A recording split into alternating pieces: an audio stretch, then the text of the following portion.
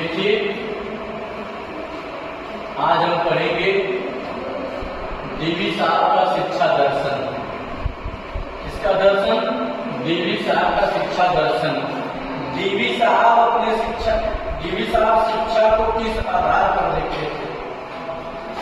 DV साहब शिक्षा को किस आधार पर मानते थे, इसको हम लोग आज जानेंगे। ठीक है, डीवी साहब का जो शिक्षा दर्शन है मुख्यतः प्रयोगवाद, कार्यवाद, साधनवाद, प्रकार्यवाद, व्यवहारवाद और प्रयोजनवाद पर निर्भर है। वह ज्ञान को एक साधन मानते हैं, साध्य नहीं मानते। शिक्षा दर्शन में डीवी साहब ज्ञान को साधन मानते, साध्य नहीं मानते। उनका कहना है कि जो ज्ञान है, किसका कहना है? डीवी साहब का कहना है कि जो ज्ञान है, जो हमको ज्ञान मिलता है अनुभव के आधार पर मिलता है। किसके आधार पर मिलता है? अनुभव के आधार पर मिलता है। हम जब कोई कुछ करते हैं, जब हम कुछ कर गुजरते हैं, तो उसके पीछे जो कुछ हुआ रहता है उससे हमको क्या मिलता है? ज्ञान मिलता है। अगर कुछ नहीं मिलता तो एक ज्ञान जरूर मिलता है, हमने यह जो काम किया वो सही था, हमने यह जो काम किया वो गलत है। इतना तो ज्ञान हमको मिलता है ना। इनका कहना यह था शिक्षा दर्शन में पहला उन्होंने बताया प्रयोगवाद।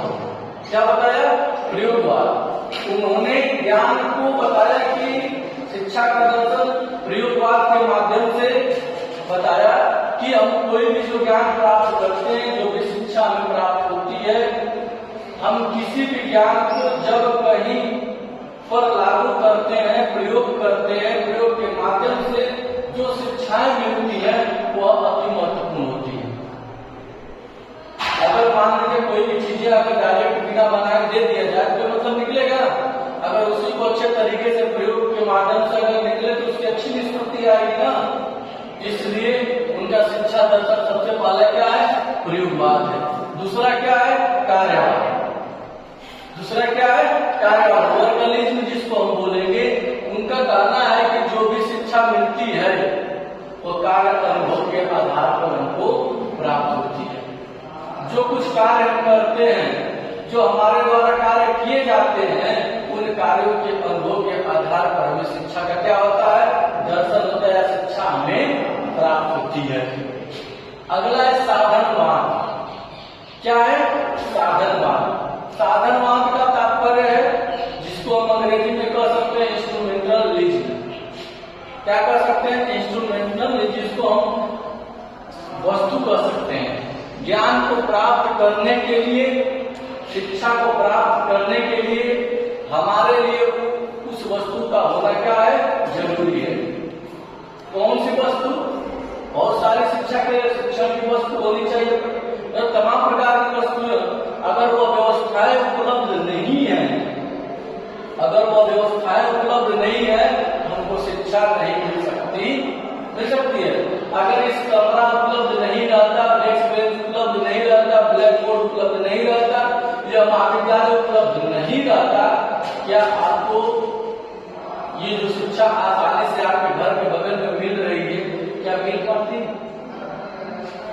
ये इनका शिक्षा दर्शन है। दूसरा प्रकार है बात, इसको अंग्रेजी में ऑपरेशनलिज्म कहते हैं। जब तक हम शिक्षा को, जब तक हम ज्ञान के बारे में हम गहराई से अध्ययन नहीं करेंगे, जब तक हम अनुभव को अच्छे से नहीं शेयर करेंगे, अनुभव के आधार पर नहीं कुछ देखेंगे, तब तक हमको आसानी से शिक्षा नहीं मिल सकती है। यह उनका क्या है? प्रकार्यवाद है।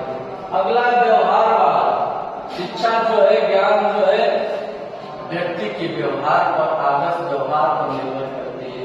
जो जैसा व्यवहार करता है, जो जैसा अनुभव करता है, वैसी उसको शिक्षा मिलती है डीवी साहब पर। अगला है प्रयोजनवाद।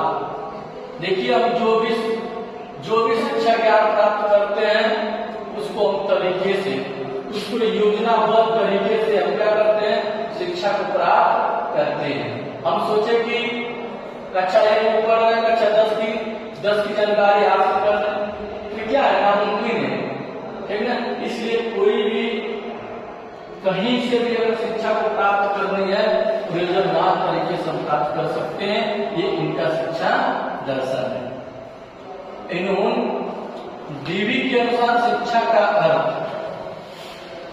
डीवी के अनुसार शिक्षा का अर्थ, डीवी शिक्षा के अर्थ को सबसे पहले उन्होंने बताया कि जो शिक्षा है मनोवैज्ञानिक प्रक्रिया पर चलती है। किस प्रक्रिया पर चलती है? मनोवैज्ञानिक आधार पर चलती है और उस आधार पर चल करके हम शिक्षा प्राप्त करते हैं। उनका पहला आधार क्या? वार्तालाप तथा संप्रेषण में रुचि।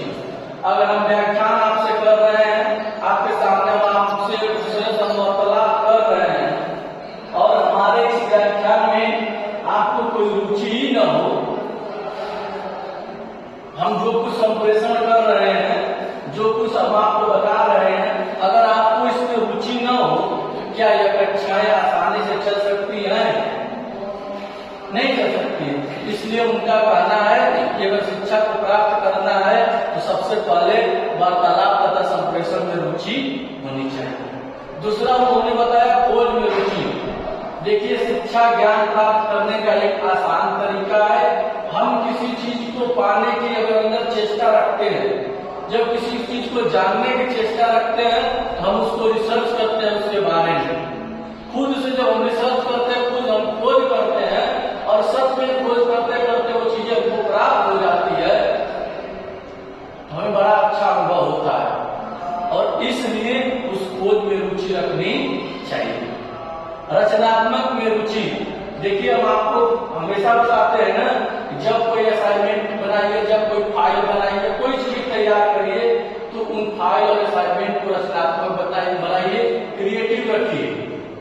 क्योंकि कहा भी गया है first impression is the last impression. जब आप फाइल बनाते हैं तो फाइल को सजा दीजिए अच्छे से, तो अगले व्यक्ति को लगे, उस एग्जामिनर को लगे कि जो फाइल हमारे सामने आ रही है यह क्रिएटिव है, हाथों द्वारा बनाई गई है, छात्र द्वारा बनाई गई है। इस तरह से क्या होता है? इंप्रेस होता है। इसलिए प्यारे बच्चों, रचनात्मक कार्यों में हमको रुचि रखनी चाहिए। यह शिक्षा का बड़ी भूमिका है। कलात्मक अभिव्यक्ति में रुचि। देखिए, हमें और आपको कलात्मक होना चाहिए और हमको अपने मनोवेग को, संवेग को, विचार को आजाद रखना चाहिए और उसमें रुचि रखनी चाहिए। सच में अगर हम दिल से कोई कार्य करते हैं बड़ा अच्छा लगता है। इसी पढ़ाई भी अगर मन से करते हैं, कलात्मक ढंग से अगर पढ़ाई भी करते हैं, वो चीजें हमको सीखने को मिलती है।